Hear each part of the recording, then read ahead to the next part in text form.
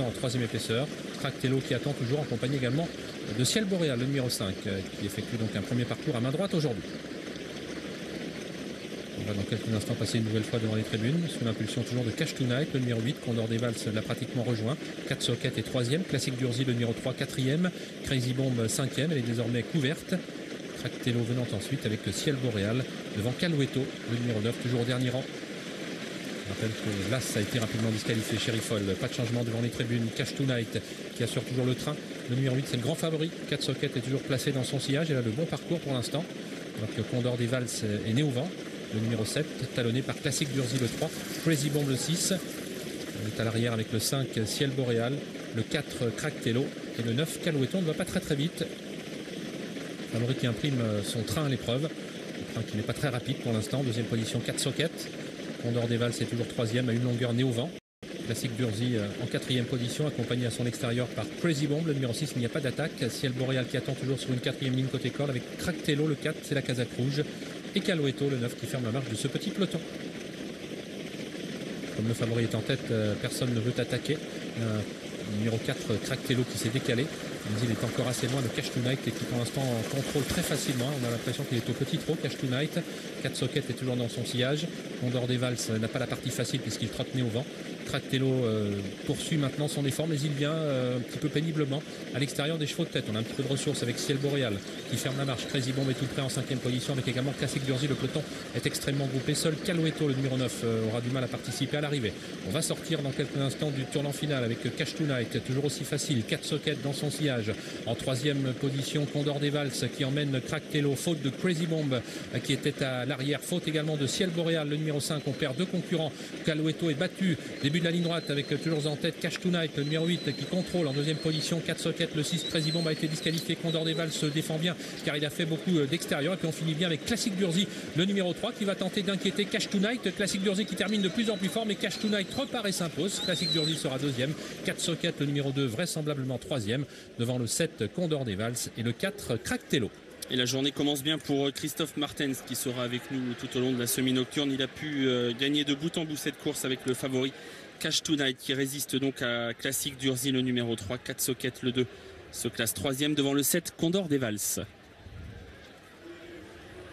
Voilà pour l'arrivée de cette première course, Jeff, 8, 3, 2 et 7. Et on commence avec la victoire du grand favori de la première, victoire signée des frères Martens, Vincent pour l'entraîneur, Christophe pour le driver. Oui, un tandem redoutable bien sûr que nous retrouvons régulièrement à la première place. 8, 3, 2, 7 et 4 pour ce résultat encore provisoire. On va saluer les téléspectateurs d'Equidia Life qui nous ont accompagnés et on va prendre le chemin de l'hippodrome de Maison Lafitte où je vais saluer Laurent Brunto, Stéphane Coste et Sally qui sont en direct là-bas. Voici notre 7e rendez-vous avec les partants au rang de présentation. Ils sont 14.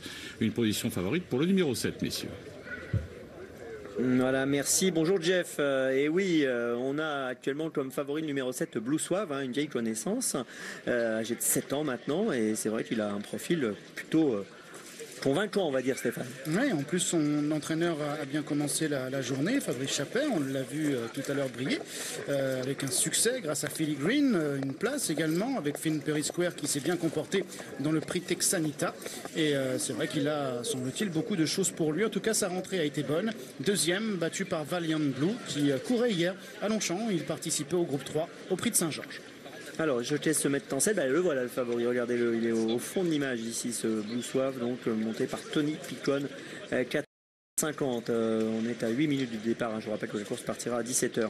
Muharrage, le numéro 3, il a des œillères, mais on lui mettra les œillères près des stalles de départ, Stéphane. Pour ne pas le faire monter en pression en entrant en piste. Regardez-le. Monté par Antoine Hamelin, il a couru une seule fois cette année. L'année dernière, on l'avait vu faire quelques petites choses intéressantes, comme gagner à Deauville par exemple, au mois d'octobre. Sur 1500 mètres. Cheval qui a couru assez peu l'an dernier, une seule fois cette année. Sur 1400, il est un peu raccourci. Il avait eu quelques bonnes courses lorsqu'il était âgé de 2 ans. Et peut-être à la recherche de sa meilleure qualité. En tout cas, il était un petit peu délaissé. 16 contre 1 ici. Nos bandes croisées, vous le voyez, et on retrouve Blue Suave. Et on va retrouver Saliane avec Yves de Nicolai. Oui, Monsieur Dinkley, on va déjà parler des Frascata dans cette course qui fait une rentrée au jeudi. Ça, c'est un petit peu plus intéressant, excusez-moi. Il fait une rentrée, court en principe très bien pour sa rentrée, il a son terrain. Il a une distance qu'il aime bien. C'est un attentiste avec une bonne pointe de vitesse. Il n'a pas de courir depuis au moins 6 mois, 6-7 mois. Mais c'est tous les ans pareil. On lui laisse un gros break l'hiver. Il n'aime pas le terrain lourd. Il faut quand même qu'on dise un petit mot sur Chef, oui Chef, les gagnants de la précédente qu'il avait fait avec de bonnes manières. Bon, écoutez, c'est le cheval qui a toujours travaillé pour Frascata. Alors, il faut qu'il arrive à en gagner une petite de temps en temps. Il a du mal parce qu'il prend dur. C'est toujours le leader de Frascata. Ok, on va voir maintenant avec Frascata. Merci beaucoup. Merci. Voilà, écoutez, il faut que Frascata fasse aussi bien. Oui, Ce serait bien. aussi bien que le leader quand même. Voilà. Et Frascata peut très bien faire aussi bien, si je puis m'exprimer ainsi. Numéro 4, hein, Frascata, le même numéro que le chef, oui chef tout à l'heure. Peut-être que ça va leur porter bonheur. De l'écurie Abu, qui était représenté avec Saint-Amarante, qui participait à la poule d'essai des pouliches hier, mais qui n'a pas été dangereuse, avec PC Boudot. Blue Suave. Et oui, Blue Suave qui rentre en piste ici, donc le favori, le voici, regardez-le. On va évoquer bien sûr ceux qui vont s'opposer à ce favori en priorité dans cette course. Regardez Blue Suave qui est en tout cas pas mal du tout. Alors parmi les concurrents justement à surveiller de très près, il y a Windshine en bas de tableau, numéro 14, entraînement de Sacha Smerzek, toujours redoutable Stéphane.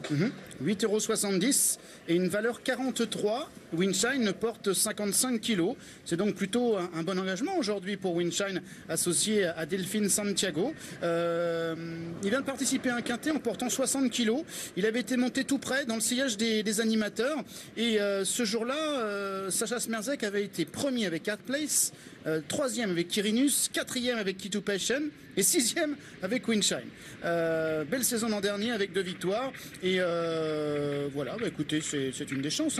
C'est une des chances. Ah oui, et puis les Smerzek, ils sont vraiment souvent dangereux, donc il faut accorder du crédit au numéro 14. Voilà le 9 et voilà le 8. Gore et Il Pittore.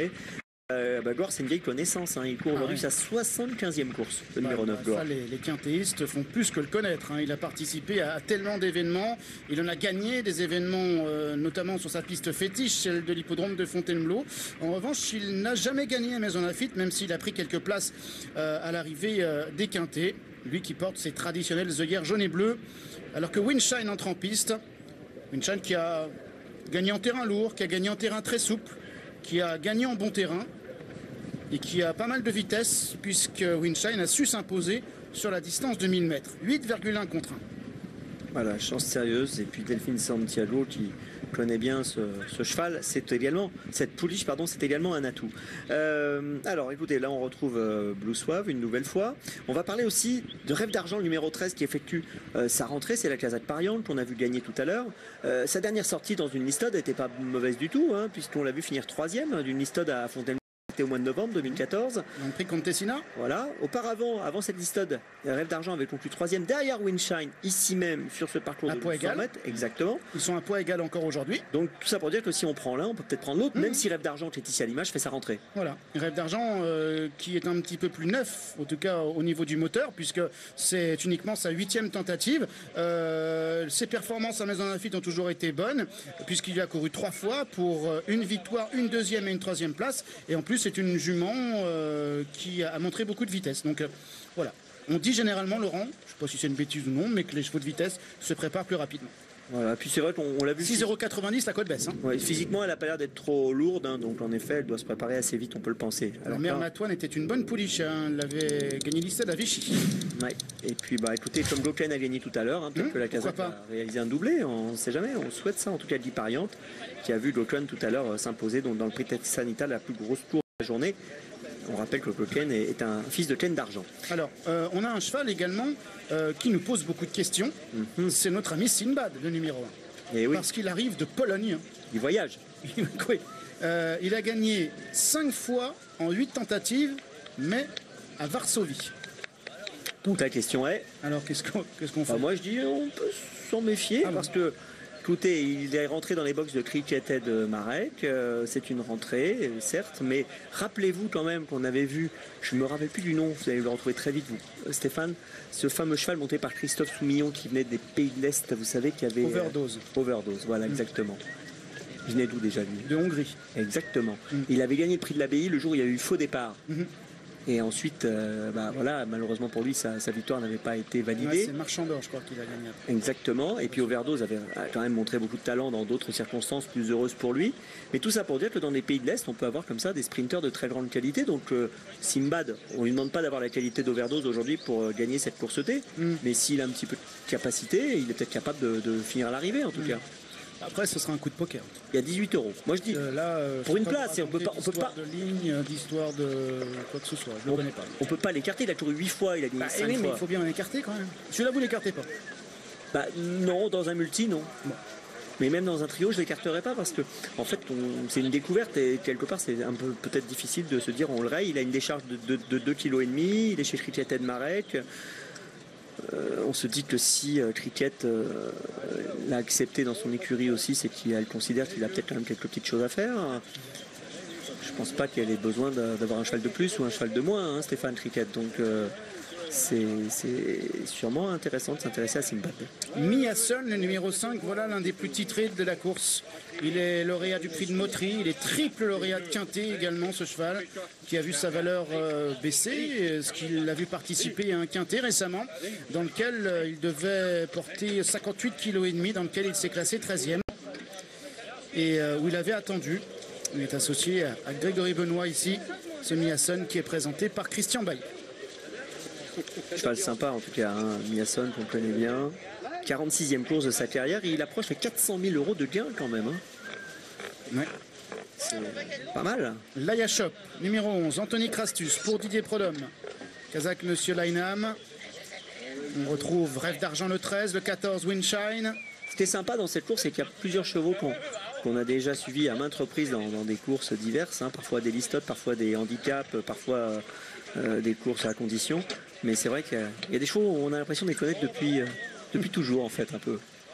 C'est sympa. C'est vrai qu'on connaît depuis au moins 6 ans. Hein. Et oui. Allez, on entre dans les stalles avec Rêve d'Argent. Pouliche intéressante sûrement dans cette course. Maxime Guyon, Philippe Sogorbe.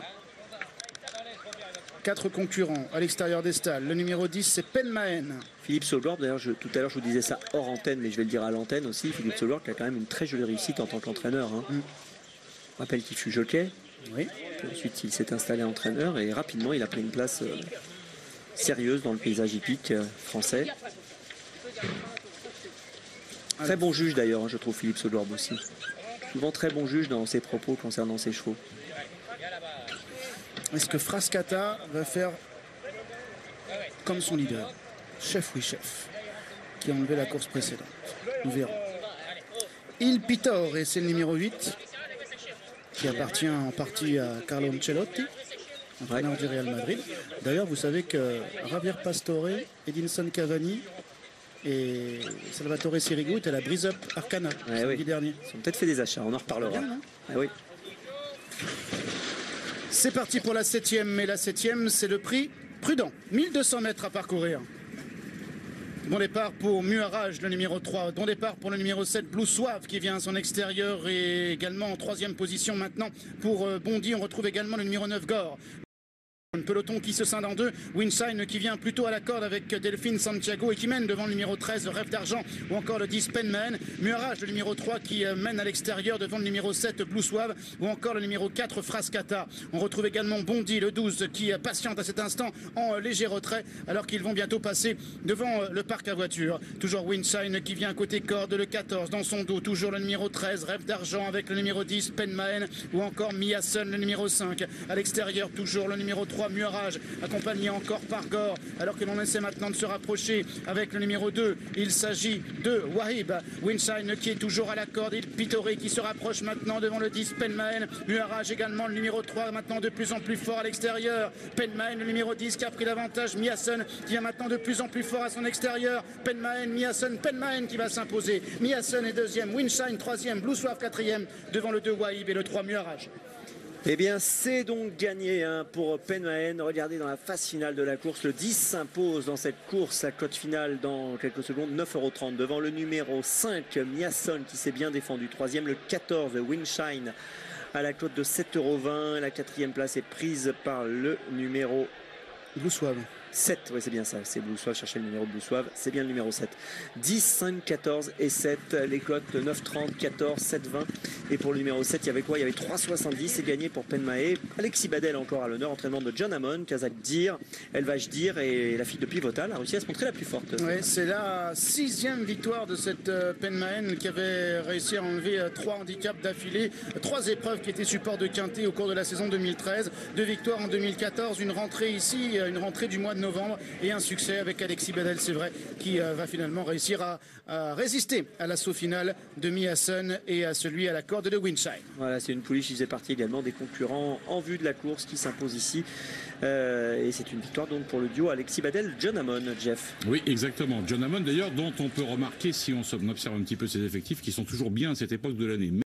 Juillet, voilà, c'est un entraîneur qui refleurit un petit peu toujours avec la belle saison. 10, 5, 14, 7 et 2 pour ce résultat. C'est l'heure de la pub dans quelques instants, donc on repart.